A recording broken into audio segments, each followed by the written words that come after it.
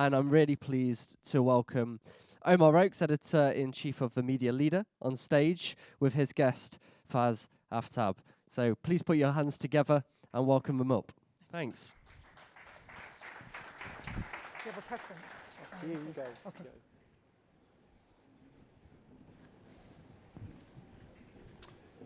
Thank you, Sam, and thank you everyone attending today. It's so good to see you despite these blinding lights. And thank you. That was a really interesting presentation just now, which I hope will be an interesting addendum, no, an interesting prelude to what we're going to talk about. So I'm here with Faz Aftab, who is Director of International Media and Entertainment Partnerships at Google.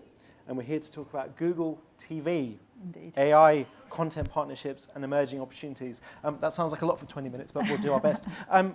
Firstly, I need to ask, so why I say that was interesting this will be a counterpoint to what we just heard. We've seen all these different broadcasters, pay TV operators, essentially looking for different strategies into how to distribute their content in this ever-changing world of connected TV. And here you are, you're Google, you're this massive behemoth of a company. Yes. Firstly, before we get into your role in all of this, Yeah. explain to the audience, for those who don't know, what is Google TV? Yes, let me do that.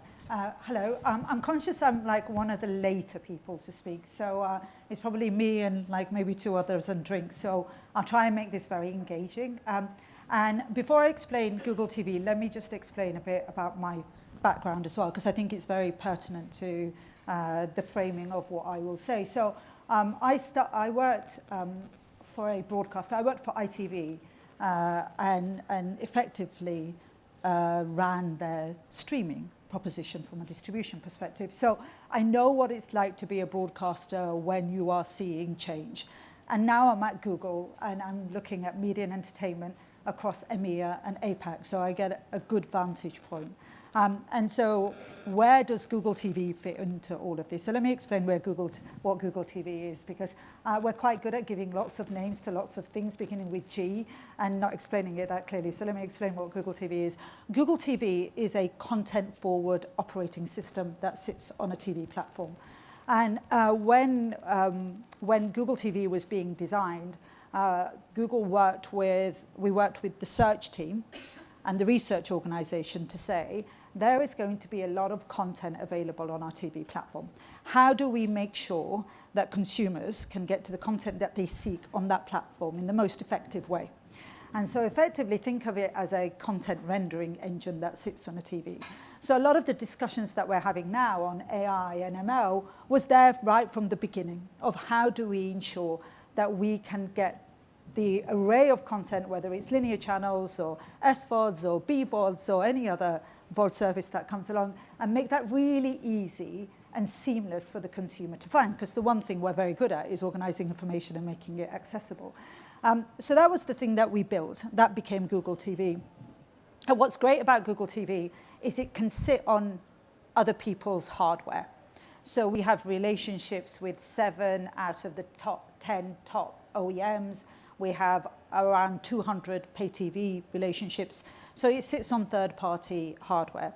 And the third thing it does is it leverages all the other parts of Google that helps make that experience better. So when I say this, I mean things like Google Assistant, things like Google Search, things like Google Play. So we have the ability to access 10,000 applications within the Play Store on that TV platform at your fingertips, as well as all the live channels that are available as well. So in short, it's a content-forward experience that was built with today's experience in mind. And hopefully that addresses the question. So where would you say, I mentioned you're just one player in this ecosystem. I mean, does that present quite a unique challenge for a company of yours? That you're so dominant in search and online display video for YouTube, for example. Yeah. Whereas you're one player within this big ecosystem. Yeah. I mean, does that affect your product development, for example? That's a very good question, actually. So I would say one of the things that we benefit from is, because we have more than one device type within our ecosystem, I mean, others have that, I'm not saying we just have that, is there are things that we can do that makes that compatibility between the different devices better. And so what I mean by that is things like remote control applications. So my kids use one feature all the time. I have 3 daughters. They don't know how a remote control works. They don't know, and there was a panel earlier on, they were talking about EPGs. Like, I don't think they've ever opened the EPG on my TV. But one thing they need to know how to use is Chromecast, right? Or casting. So casting for them, the moving of media between one device to another platform is really easy. Now, that's the vantage point that we have. That's the friction that we saw, and that's the friction that we addressed. We were like, you're watching a video, it's on a tiny little screen. Now, we all know the TVs are the best screen to watch, like, big quality content on. It's your TV. So that immediacy of moving kind of content from one platform to another. So when we are designing the TV platform, we think about the ecosystem. So we've just, at CES, we launched something called Fast Pair. Now, I use this a lot because at the office at home, I watch stuff that my kids don't want to watch sometimes, like documentaries, because heaven forbid teenagers watching documentaries. So then I put my headphones on, and my TV recognizes that I put my headphones on and dynamically pairs my headphones to my TV. So the benefit of, aside from the search piece that I described, as in organizing lots of like content and making it easily accessible, it's all of the ecosystem from a platform's perspective that we also understand, and we try and cut through the experience, cut through the jarring experience between you and the content, because we're all trying to solve one problem, and that problem is get the right content in front of the right consumer with the right commercial model that you want to execute on.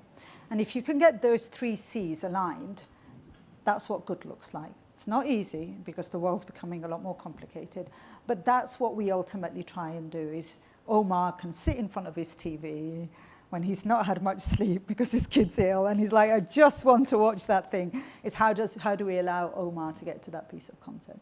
Well, if you can create a way for me to have more time to watch TV, that would be You see, great. I can't like magic up hours, but I could definitely help I'm sure you if with someone that. can, it's Google. So obviously I'm sorry, I dropped my mic. Sorry about that. So obviously everyone must want to talk about AI. Yes. Google. So in terms of the connected TV space, I mean, talk about the opportunities for AI, for example. I mean, so many of the talks we've heard about today involve, as you just said, getting the content from the right person, personalisation, and monetization around that as well. I mean, where are we with AI and TV? Yeah, it's again really good question. So I would say I'm quite pragmatic when it comes to a lot of these things. So I see there's 3 things that we are seeing right now. One is productivity. So how do you use AI to do things faster and easier? And so I'm going to give an example. It's my favorite example. So if you've heard it before, apologies, you're going to hear it again. So it was International Women's Day last week. And so the Gina Davis Institute took 400 of the top grossing films and used AI to find gender representation amongst those 400 films, and it found, and the outcome was, men were seen and heard 2 times more than women. So if you try to do that manually, you and I would have to watch a lot of films. All of us would have to watch at least 1 or 2 of those films in order to do that. So the ability to do that in a day is like amazing, right? So the insights that it kind of unlocks, the productivity gains that it allows us to do.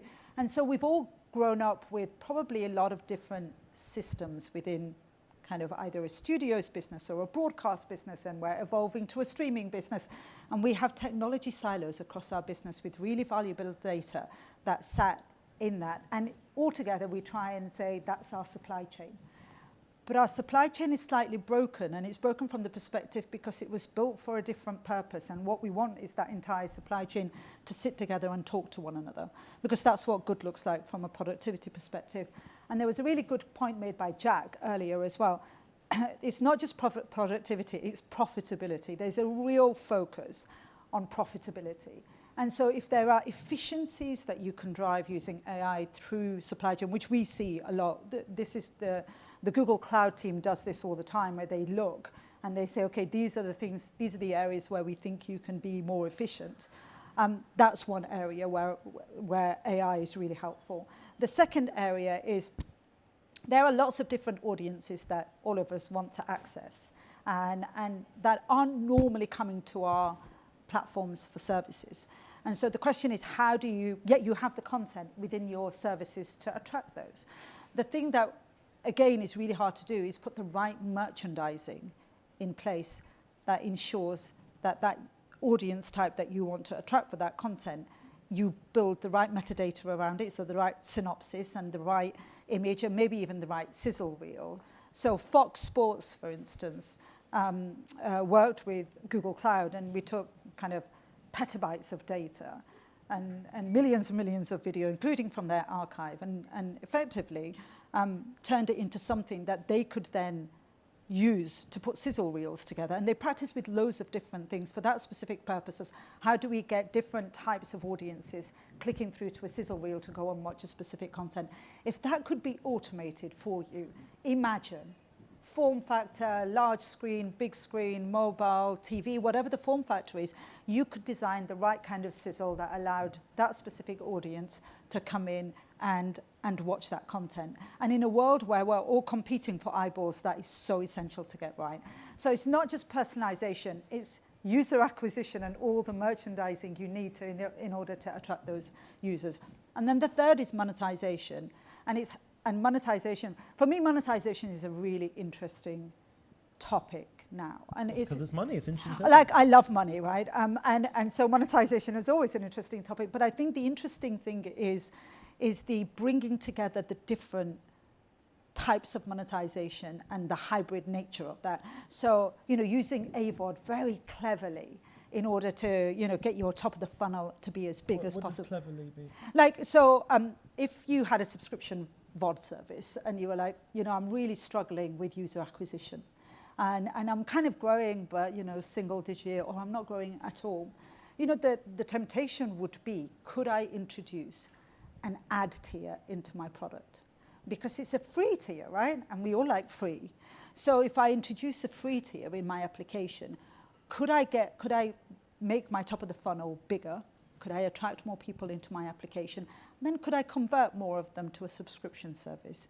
Maybe even introduce some transactions in there or pay-per-view if you're going to look at broadening that portfolio. And it's the thing that we're seeing everybody doing right now is they're trying to bring together an AVOD tier, a subscription tier, and a TVOD tier all within the same application, because you will attract people that want to watch content free. And it's not free for you, like, you're still making money because you can do addressable advertising in there, because the AVOD still is a monetizable tier.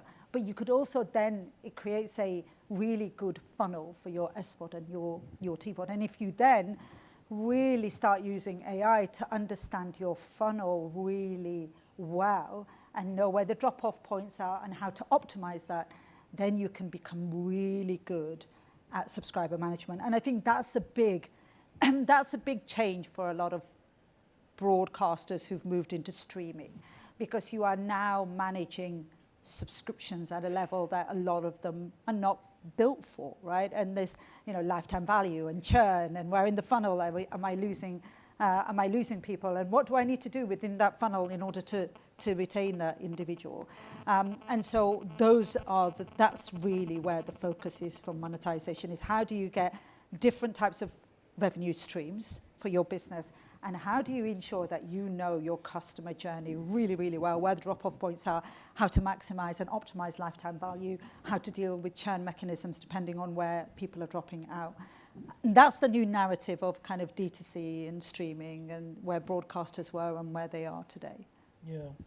I'm surprised, so within all that, I'm surprised that you didn't mention FAST at all. We've heard a lot about FAST. Yes, today. Okay, yes. And that's reticence. What's there's no reticence.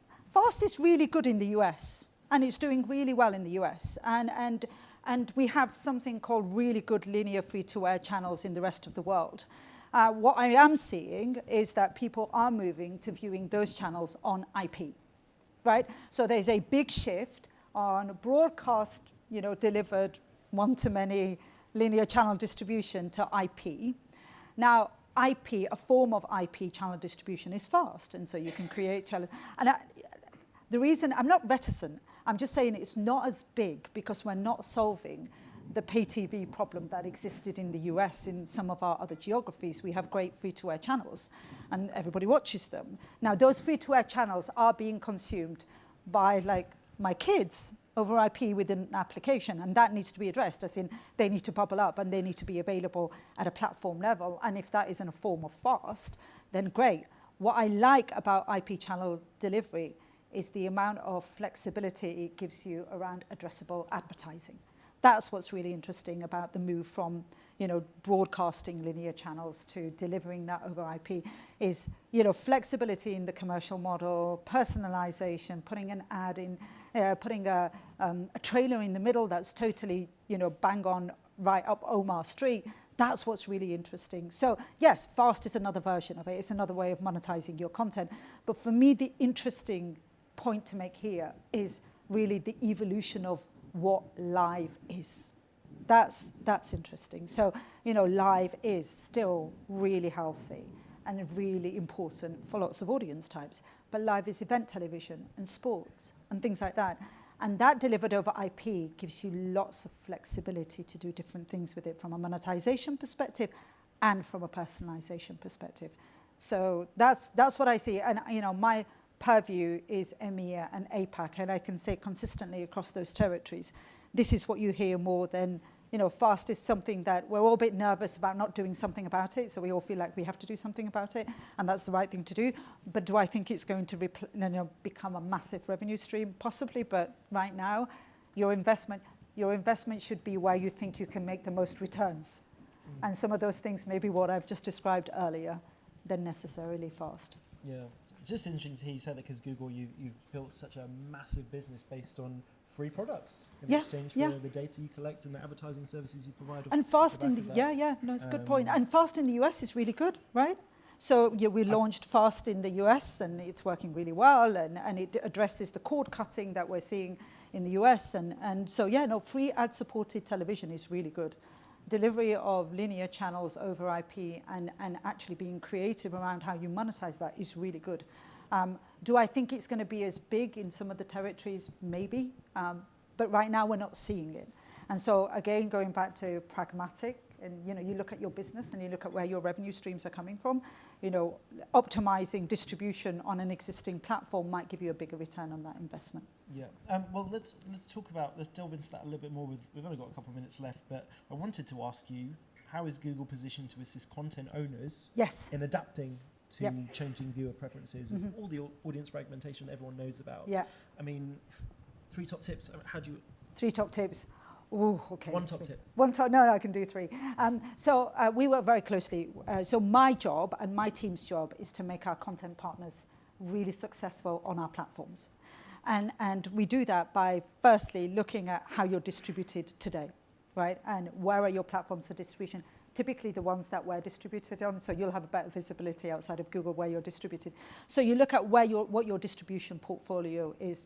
You look at your content mix and you look at your audience mix and you say, am I optimized with that mix in mind? And if I'm not, what can I do to increase my revenue stream?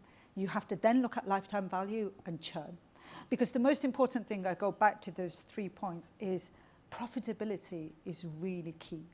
So anything that you can do to drive costs out of your supply chain is really, really important.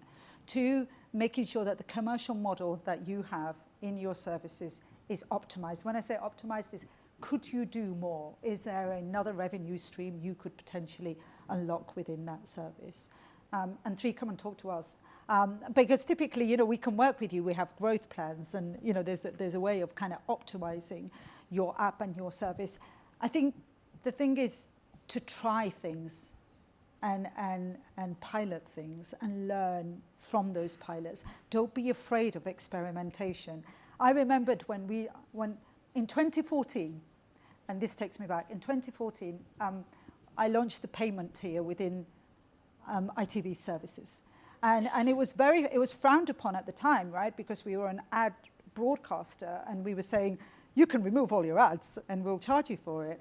And that was one of the fastest growing revenue stream because ITV was brave and made the decision, and it tried it, and we did it, and we built it.